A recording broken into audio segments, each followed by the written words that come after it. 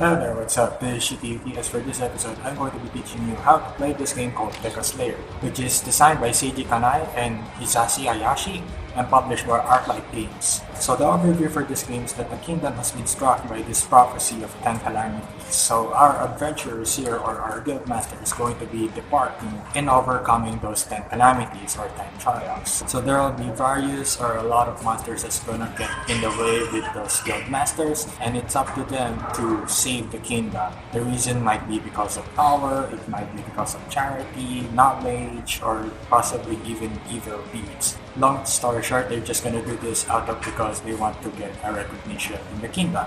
Without further ado, let's get this started. Now, before I do start teaching how the game works, I would like to have this opportunity to thank Game Detective. So Game Detective is actually one of the board game retailers here in the Philippines. So if you want to get this copy, you could just go and check their link right here.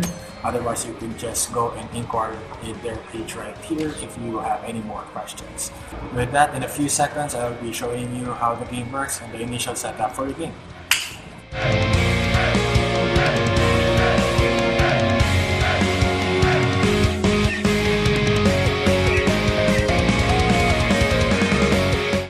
Alright, so this is the overall components of the game besides the rulebook. So I'll explain each of these components one by one, starting with this deck right here. So this deck is called the Heroes deck. So this deck consists of all the various heroes right here. Basically, you can see that there are some that are in range or in magic and then in melee as well. So if you're gonna be looking at this card right here, this is the Miko, or ito yung type ng character na to. And then there are 3 stats right here. The following, ito yung melee, which is the red icon right here. Over on this side, this is the range. So kung nakita mo, that is actually the blue side right here. And then the yellow icon right here, yan naman yung magic stat niya. And then as you can see on the side here, meron siyang faction. So yung faction na to is that this is how many cards are within the deck out of the 74 cards right here sa buong deck. So, and then over here, this is the Guild Master card. So what happens is that each player actually starts with one Guild Master card right here. So I've been teaching this game for a 4-player setup. What happens is that you take 4 of these Guild Masters right here, and then the other 2 will be shuffled back here. Since we will be playing a 4-player game, shuffle it truly, and that basically is your deck at the start of the game. Next is proceeding here with our monster cards right here. As you can see, there are a lot of monster cards also. There are 3 different requirements of how you can defeat these monsters. First of all is the total power. Basically, you compare all the guild masters or the players' total power points right here. Whoever has the most power wins this trial. Now for the second card right here, it says the highest minimum. Basically, if ever something like this, for example, all players play 3 cards each. Whoever plays the minimum value comparing to the other adventurers right here gets to win this trial. And then last but not least is the last man standing. What happens that player can win this trial if he or she is the last player who didn't pass his turn. And then one unique symbol right here is the dragon card. Still the same as you will defeat him in the total value of power, but the catch is that you're gonna be playing all of your cards right here, indicating by this all symbol right here. During the setup of the game, which is I'll set these cards back, and then as for the dragon card right here, you're just gonna be setting this aside first.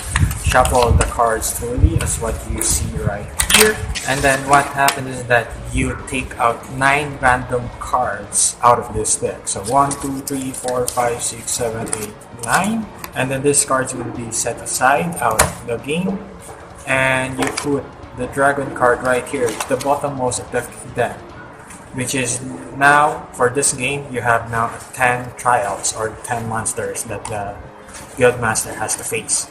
Over here, these are your treasure cards. So basically, the treasure cards are victory points at this game.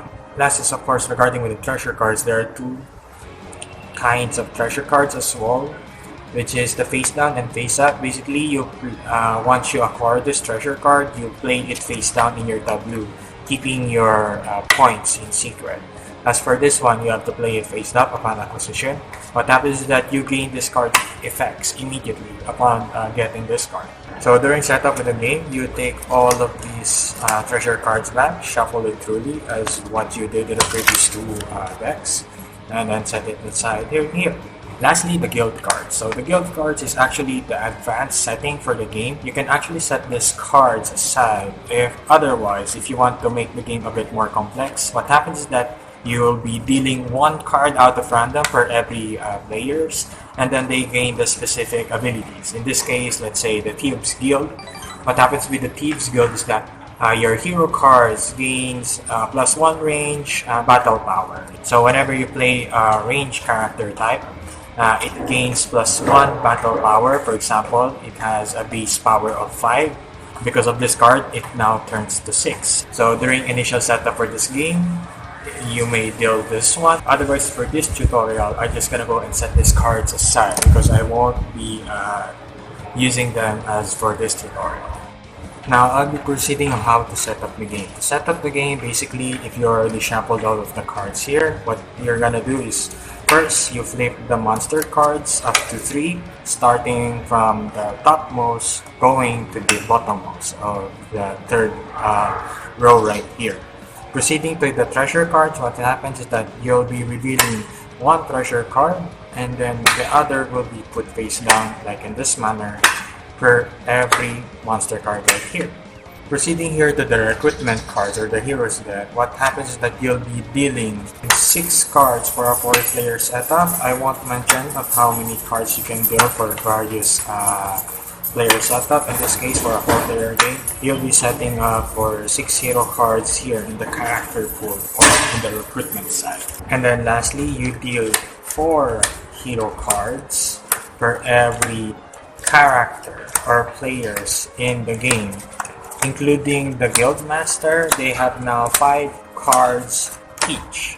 With that, you're now ready to play the game. So the game actually consists of 6 rounds. 6 rounds are the following: setting up the opponent's monster and revealing treasure cards, revealing your heroes, defeating the monster, placement and obtaining treasures, recruitment, and end of round or the cleanup phase. Proceeding to the first phase is setting up the monster cards and revealing treasure cards. What happens is that this is the first trial that you're going to be facing on. So you set it aside and then put it on the center of the board. In this case, for example, this is the center of the board. And then you reveal the face down card right here, which is in this case, we reveal the Mysterious Doll, which you gain benefits for this card upon acquisition. What happens right here is that to defeat this monster right here, you have to use a magic card or a magic type of character, which all players has to play simultaneously because of this indicator of the icon right here. Because of that, let's say all players play their cards. So player A plays this card face down, player B plays this card face down, player C plays this card face down.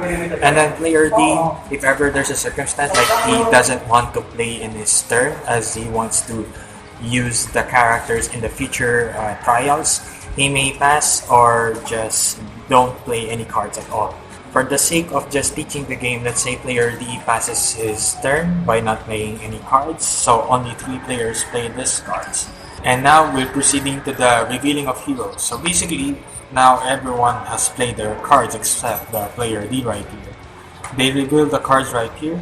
As you can see, if we're gonna be disregarding the 2 icons right here, because the slime can only be defeated by the magic-based attack, what happens is that players will be comparing the cards right here. As you can see, the Guild Master card right here won the battle, so she's going to be placing as the first ranker right here. Proceeding to the second player or second placer, this priestess won the second place, so let's put that here for now. Third place, which is basically the Jester card, is going to be placing at this side right here.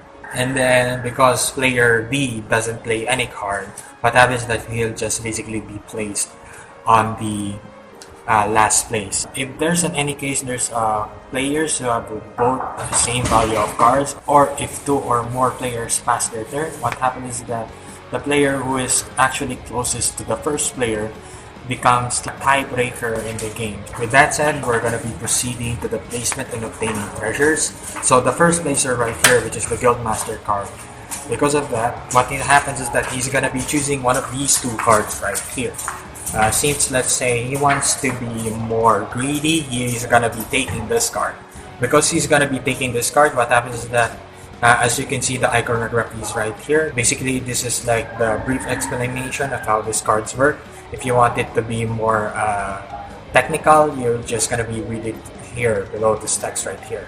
Basically, it gains you a debuff whenever you play cards of all of these types right here. In this case, this is a face-up type of card.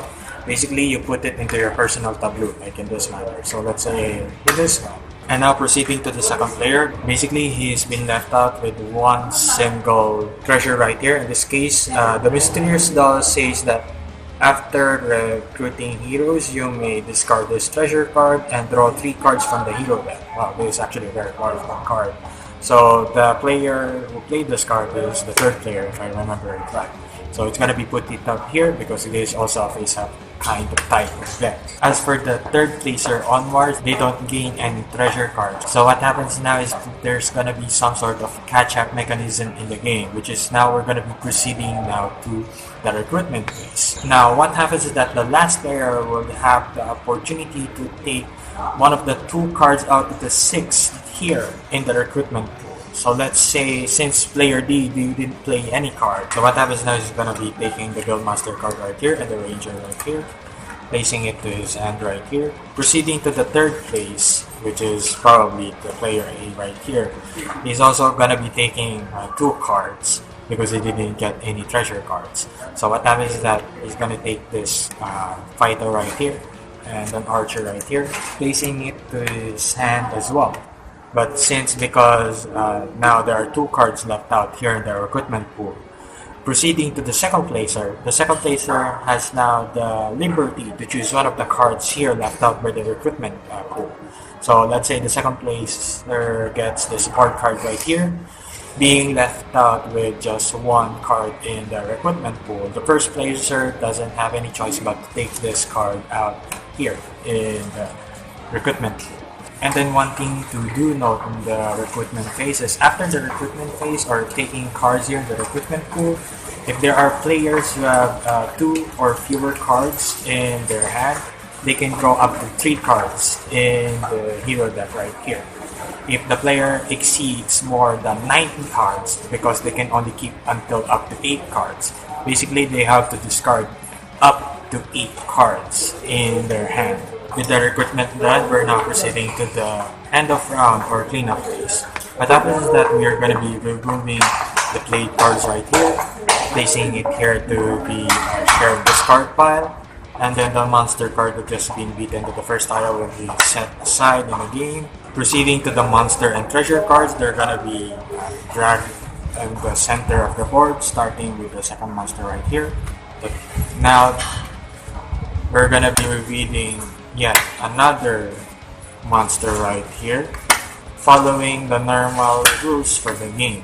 With that done, basically we're gonna keep on doing this until the 10th round. In this any case that the monster card runs out, we're still gonna keep on doing that phase. Whoever has the most points in the game wins. Tie breaks if at least 1 player gets to have the most treasure cards in the game. If there's still a tie of the same number of treasure cards, what happens is that 5 players share the victory. With that done, I can now explain some of the additional notes that you have to know in the game. In this case, the highest minimum right here. Highest minimum is basically to defeat this monster, you have to play a character that is lower among your group. Basically, this card is a bit tricky. So in this case, let's say to defeat this monster in just 1 single round, each player has to play a melee card and a range card right here, indicating by the 1 symbol with a circle that looks like an arrow proceeding in a clockwise manner. Following the normal rules in the game, you're gonna be playing it face down. So player 2 does the same, so he's gonna play this card right here and then this card right here. playing it face down as well. Player C plays this card right here and this card right here, playing it face down as well. Proceeding here, let's say they reveal all of the cards right here, comparing the number of value right here. So player A has 8 here and 6. Proceeding here, 10 and 5. Over here is 8 and 8, and then this one is 8 and 3. So player C actually won this as a first player because he is the person who played the minimum value among his group right here. Proceeding here, he is the first placer for this trial. Proceeding to the second placer, it's going to be this character right here because next to 3, the lowest next to 3 is 5 right here. And then proceeding with the normal facing in the game. With that being done, the last man start right here is the last man standing. So what happens in last man standing is that players have to keep on playing cards at the same icon right here. In this case, an adventure card. So what happens is that because it doesn't require to reveal a kind of card, basically you have to play a type. So in this case, let's say this one right here, player C plays this card, player D plays this card, and then they're just gonna keep on playing cards until they pass. If all players except one player didn't pass, what happens is that the player who didn't pass is the first placer, and then in second place whoever say pass in the last moment is the second placer, and then so on and so forth. For the last man standing, there might be a rare occurrence that if ever all players didn't have this specific kind of card, basically if ever all players pass their turn and now they're gonna be doing this some sort of a ruling, which is they have to play any cards in their first card. In this case, let's say for the player 1, he's gonna be playing this archer card right here. Basically, if the round goes and goes back to him, he has to play the same icon, which is the archer right here on the next turn, applying the same effect of this last man standing rule in the monster card right here. And then let's say in this case player C plays this card right here, and then choosing one of the icons right here, he wants to choose the magic base card here instead. So now that player has to play on his next turn the same icon right here, which is the magic card. So following the normal rulings in the game, the player who didn't pass his turn is the first placer, and so on and so forth. And then last but not the least is this princess card. Basically, you can optionally include this in the deck. What happens is that following the normal rules in the game, the princess card is like a buffer when you play a card. So let's say this is the slime card right here. Basically, you're gonna be playing a hero card, and then besides playing the hero card, you can play the princess card, buffing this card's stat plus 5, gaining the total battle power of 10 points right here. But if in any case, there is the same value, which is 10 as well, since the game has a maximum of 10 battle power here in the whole hero deck. The player who is the closest, applying the normal rulings in the game, is the first placer or second placer in regard to rankings in the game. And that, guys, is how to play Decaslayer. If you have any more suggestions, reactions, or possibly comments, do drop them down below. Subscribe to my channel if you want to see more of my gaming content and also my real life content. Please do like the video and then spread it among to your friends or family in regards to they might possibly like fantasy games such as this one. And that rounds up for this video. That I do give you my best regards, guys. Cheers. Now,